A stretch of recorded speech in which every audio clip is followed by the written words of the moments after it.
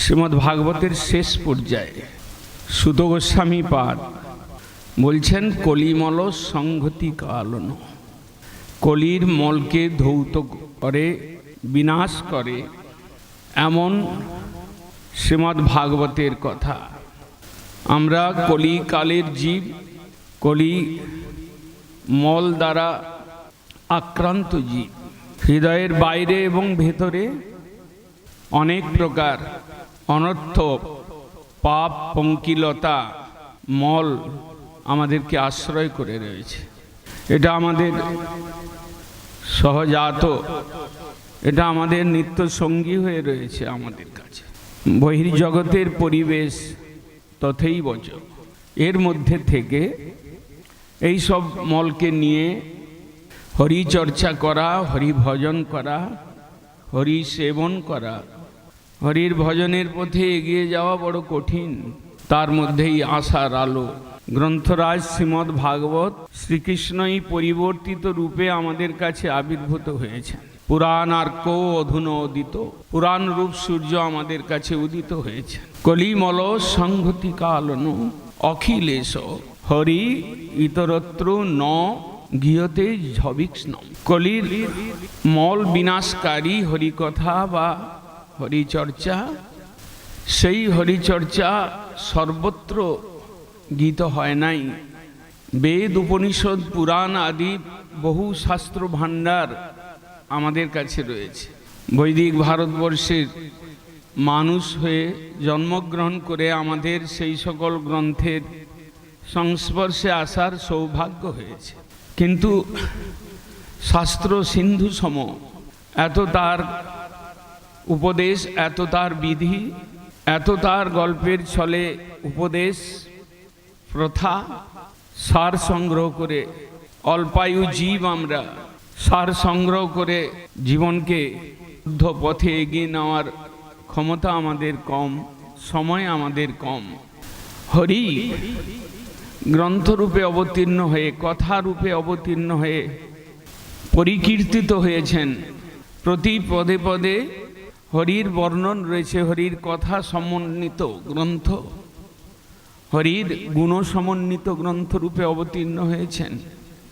ইহতু পুনর্ভগবান অশেষ মূর্তি পরিপঠিত অনুপদম কথা প্রসঙ্গ। প্রতি পদে পদে হরি কথা কীর্তিত হয়েছে, হরির গুণের কথা, হরির লীলার কথা, হরির যশের কথা, হরির রূপের কথা, তার রূপ, গুণ, লীলা এবং পরিকরগণের কথা এর মধ্যে কীর্তিত হয়েছে। কিভাবে কীর্তিত হয়েছেন? প্রতি পদে পদে কীর্তিত হয়েছেন। ভাগবত পদে পদে ভক্তি রসময়, মহাপ্রভুর কথা। ভাগবতের প্রত্যেকটি শ্লোক, প্রত্যেকটি পদ ভক্তি দিয়ে গড়া, ভক্তি মাখা, হরির গুণকীর্তনময়। ইহতু পুনর্ভগবান অশেষ মূর্তি পরিপঠিত অনুপদং কথা প্রসঙ্গই। পরিপঠিত, পরিকল্পিত ভগবান পদে পদে এই গ্রন্থের মাধ্যমে হরি, ভগবান হরি কীর্তিত হয়েছে। আমরা প্রথম স্কন্ধে সুত সৌনক সংবাদে পাই, সবই পুংসাং পর ধর্ম যত ভক্তি অধোক্ষজে। অধোক্ষজ ভগবান, তাতে ভক্তি করাই মানবের শ্রেষ্ঠ ধর্ম, পরম ধর্ম। আমরা সুখ পরীক্ষিত সংবাদে পাই, তস্মাৎ ভারত সর্বাত্মা ভগবান ঈশ্বর হরি শ্রোতব্য কীর্তিতব্য ধেয় পূজ্যস্য নিত্যদা। হরিরই কথা শুনতে হবে, হরির কথা বলতে হবে, হরিরই পুজো করতে হবে, হরির ধ্যান করতে হবে, নিত্যকাল করতে হবে। এইরকম উপদেশের কথা প্রতি সংবাদে, প্রতি পদে পদে, প্রতি শ্লোকে বলেছেন। চতুর্থ স্কন্ধে বিমাতা বাক্যের বাণে জর্জরিত ধ্রুবকে তার মা বলছেন, আরাধয় অধোক্ষজ পাদ পদ্ম যদি ইচ্ছ সে নিপাসন। তুমি যদি রাজ সিংহাসন চাও তাহলে অধোক্ষজ হরির উপাসনা করো। ভাগবতের পঞ্চম স্কন্ধে ঋষভদেব বলছেন, এবং মনো কর্মবশং প্রযুক্তে অবিদ্যাত্মনি উপধীয়মানে প্রীতির্ন যামন মই বাসুদেবে ন মুচ্যতে দেহযোগে নতাবৎ। বাসুদেব হরির প্রীতি বিধানের কথা, প্রীতিময় সেবার কথা বর্ণন করা হয়েছে ষষ্ঠ স্কন্ধে। এতাবানেব লোকস্মিন পুংসাং ধর্ম পরস্মৃত ভক্তিযোগ ভগবতী তন্নাম গ্রহণাদিবি। ভগবত নামের কথা, হরি নামের কথা বলেছে। সপ্তম স্কন্ধে প্রহ্লাদ মহারাজ বলছেন শ্রবণং কীর্তনং বিষ্ণু স্মরণং পাদ সেবনম অর্চনং বন্দনং দাস্যং সক্ষম আত্মনিবেদনম। বিষ্ণুর শ্রবণ করো, বিষ্ণু কথা শ্রবণ করো, তার কথার কীর্তন করো, হরি কথা শোনো, হরি কথা বলো, ভাগবতের শিক্ষা। অষ্টম স্কন্ধে বৃত্তাসুর প্রসঙ্গে বলছেন অহং হরের পাদৈক মূল দাসানুদাস ভবিদাসমভূ। বৃত্তাসুর বলছেন যুদ্ধক্ষেত্রে, হে হরি আমি তোমার পাদ পদ্মের দাসানুদাস হতে চাই, তোমার পাদ পদ্মের মূলে যারা পতিত আশ্রিত তার দাসের দাস হতে চাই। ভাগবত এইভাবে প্রতি পদে পদে, প্রতি শ্লোকে, প্রতি উপাখ্যানে, প্রতি স্কন্ধে হরিকে শোনার কথা, হরিকে ভজনের কথা, হরির সেবার কথা, হরিকে ভালোবাসার কথা বলা রয়েছে, হরি ভক্তের মহিমার কথা রয়েছে।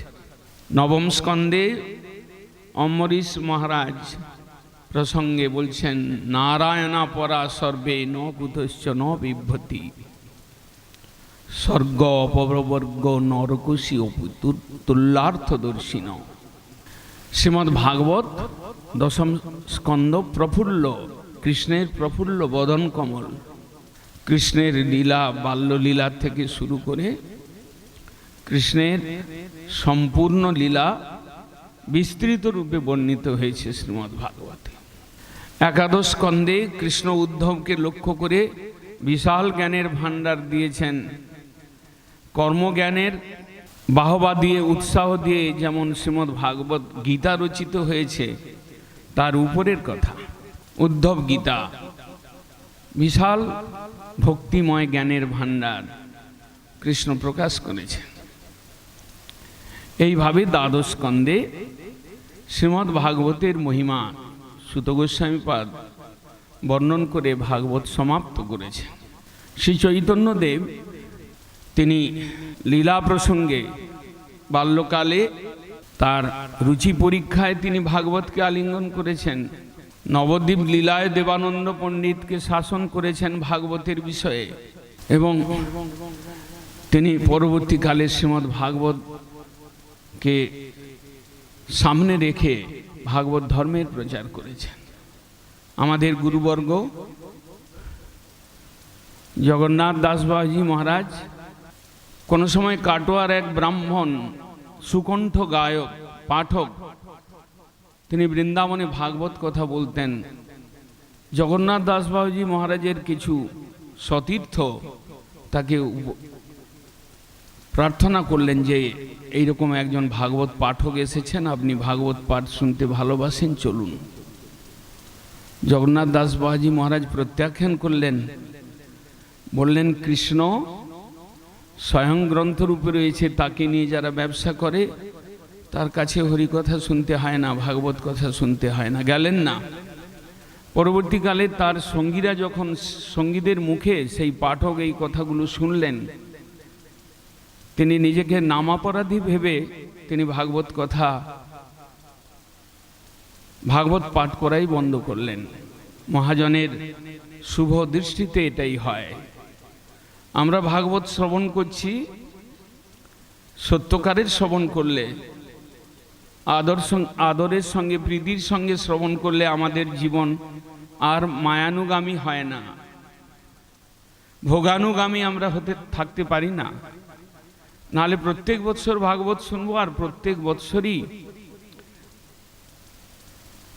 ভোগে মত্ত থাকবো, অথবা কুটিলতা ছলনার দ্বারা হরি সেবা থেকে নিজের জীবনকে বঞ্চিত করব। ভাগবত তা নয়। ভাগবতের একটা কথা যদি কানে যায়, একটা শিক্ষা যদি কানে যায়, তার জীবনের পরিবর্তন আসে, হরিভজনময় জীবন সে গ্রহণ করতে পারে। এটাই ভাগবত শ্রবণের মুখ্য ফল। আমাদের ভক্তিবিনোদ ঠাকুর বলছেন ভাগবত সমগ্রন্থ আর নাই। নরোত্তম দাস ঠাকুর এগিয়ে গেছেন, বিচার করিয়া মনে ভক্তি রস আস্বাদনে মধ্যস্থসী ভাগবত পুরাণ। ভক্তি রস আস্বাদন করতে আমাদের দিগদর্শন দেন শ্রীমদ্ ভাগবত। বিচার করে হরিভজন করা যায় কিভাবে, হরির ইন্দ্রিয় তর্পণ করা যায় কি করে, হরিকে সুখ দেওয়া যায় কি করে, হরিকে সুখী করা যায় কি করে, ভাগবত তার দিগদর্শন দিয়েছেন। অতএব যদ বৈষ্ণবানাং প্রিয়ম, এই জন্যই শ্রীমদ্ ভাগবত বৈষ্ণবগণের এত প্রিয়। যেখানে ভাগবত ব্যবসা হয় সেখানে যাওয়া তো দূরের কথা, তার ক্যাসেট শোনা বা মোবাইলে তার কথা শোনা অপরাধমূলক। নামাপরাধীর কথা শুনলে নাম অপরাধ হয়। ভাগবত কথার স্বয়ং রসে ভরা, তাকে মিউজিক দিয়ে তার ভেতরে রস পড়া যায় না। ভাগবতের শব্দগুলো স্বয়ং রসে ভরা। আমার রস, সেই কথার রস বের করতে গেলে আমার যোগ্যতা থাকা চাই। রসিক ভজনশীল পুরুষই সেই কথা শব্দের থেকে রস বের করতে পারেন, নাকি আমরা বাদ্যযন্ত্র দিয়ে মধুর সুকণ্ঠ দিয়ে তার মধ্যে থেকে রস বের করার চেষ্টা করতে পারি। এটা নিতান্তই বঞ্চনা, নিতান্তই গর্হনীয়। গৌরকিশোর দাস বাবাজি মহারাজ তিনি নিজেই ভাগবত প্রেমিক ছিলেন। অথর্ব হয়েও, বৃদ্ধ অবস্থায় হয়েও তিনি ভক্তিবিনোদ ঠাকুরের সানন্দ সুখদ কুঞ্জে যেয়ে বসে থাকতেন, মাধবী কুঞ্জতলায়। কখন কেদারনাথ দত্ত ভক্তিবিনোদ ঠাকুর আসবে, আমাকে একটু হরির রস আমার কর্ণে দেবে, এই জন্য বসে থাকতেন। শিল প্রভুপাদ তিনি ভাগবত কথার আলোচনাময় এই আগার স্বরূপ গৌড়ীয় মঠ স্থাপন করেছেন। তিনি তার জীবনের প্রতিক্ষণ শ্রীমদ্ ভাগবতের প্রচারের কার্যে লাগিয়েছেন। তিনি ভাগবতের একটি শ্লোককেও তিনি 30 দিন 40 দিন ব্যাখ্যা করতে পারেন, এইরকম তিনি ভাগবত ছিলেন। ছিল আচার্যদেব ভাগবতর সাম্বদ নিরন্তর অবগাহিনে, এইরকম ছিলেন। ছিল গুরু মহারাজ, তিনি ভাগবতের একটা শ্লোককেই সহজ ভাষায় নিয়ে বিনিয়ে এমন করে পরিবেশন করেছেন, তার আকর্ষণে কত জীব হরিভজনে নিজেকে উদ্ধার করতে পেরেছেন। ছিল আচার্যদেব ভাগবত কষাৎসাদি ছিলেন। আমাদের পূর্বাচার্য তিনি ভাগবত অনুভবী ছিলেন। আমাদেরকে ওই পথে চলতে হবে, নাহলে একটা অনুষ্ঠান করে বিরাট বিরাট প্যান্ডেল বানিয়ে মাইক ভালো ভাড়া করে কিছু লোককে জোগাড় করে প্রসাদ খাইয়ে হরিকথা বলে আমাদের উদ্দেশ্য সিদ্ধ হতে পারে না। আমাদের জীবনকে পরিবর্তন আনতে পারে শ্রীমদ্ ভাগবত। শ্রীমদ্ ভাগবতের কথার শ্রবণ, আমরা শ্রীমদ্ ভাগবতকে আমরা যদি আদরপূর্বক শ্রবণ করি এবং সেই শ্রবণ করানো যিনি করাবেন তিনি যদি ভগবত প্রেমিক হন, ভাগবত প্রেমিক হন, তাহলে সেটাই আমাদের জীবনের উদ্দেশ্য, সেটাই আমাদের জীবনের পরিবর্তন আনতে পারে, সেটাই আমাদের হৃদয়কে পরিষ্কৃত করতে পারে এবং হরিভক্তি আমাদের হৃদয়কে ভক্তিতে সঞ্চারিত করতে পারে। আমরা প্রভুপাদের প্রতিষ্ঠিত মঠে, প্রভুপাদের ব্যবস্থাপিত পথে মাসাধিক কালব্যাপী হরি সংকীর্তন, হরি স্মরণ মহোৎসবের মধ্যে পড়ে আজকে আমরা শেষ লগ্নে এসে পৌঁছেছি। অনেকে আদর করে করেছেন, অনেকে অবহেলার সঙ্গে করেছেন, ফলটা এক হবে না। গুরুবর্গের বিচার, গুরুবর্গের আশয়, গুরুবর্গের ভাবধারার মধ্যে যতক্ষণ আমরা প্রবেশ না করতে পারবো, তাদের চিন্তাধারা স্পর্শ আমাদের হৃদয়ে যতক্ষণ না হবে, ততক্ষণ আমাদের জীবনে প্রকৃত মঙ্গল লাভের কোনো আশা নেই। জগতের বিচিত্রতা, জগতের চাকচিক্য, আমাদের জীবনকে সাময়িক আকর্ষণ করে বিপথে চালিত করতে পারে মাত্র, কিন্তু মহাজনের ব্যবস্থাপিত পথ, মহাজনের ভাবধারায় অনুগমন, মহাজনের অনুগগণের মুখে ভাগবত শ্রবণ করে আমরা প্রকৃত মঙ্গল লাভ করতে পারি।